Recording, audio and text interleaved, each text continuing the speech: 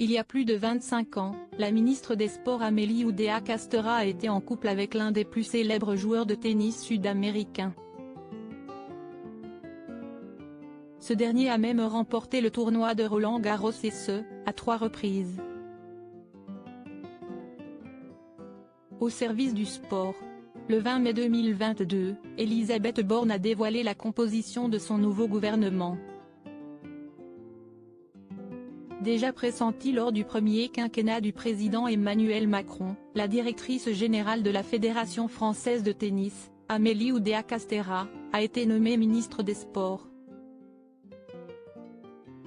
Elle succédait ainsi à Roxana Maracineanu. Une mission particulière à quelques mois de l'échéance des Jeux de Paris 2024. Pour connaître son ministère, il faut être une fin connaisseuse de ces sujets. Technicienne, haute fonctionnaire et sportive de haut niveau, Amélie Oudéa-Castéra semble maîtriser le domaine.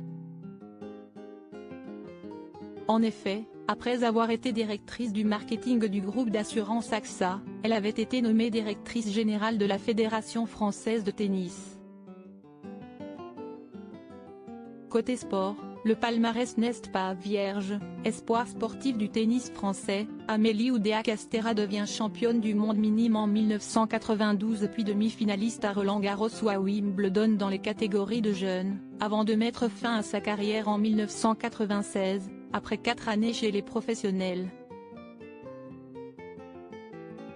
Une passion partagée, elle n'avait alors que 18 ans, mais fait le choix de se concentrer sur ses études.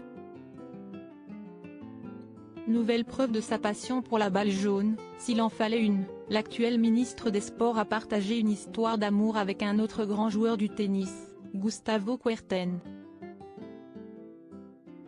Cette idylle, qui n'a pas duré, démarre en 1997, quand le tennisman remporte Roland-Garros pour la première fois, alors qu'il occupe seulement la 66e place mondiale. En 2000 et 2001, il s'imposera une nouvelle fois à Paris.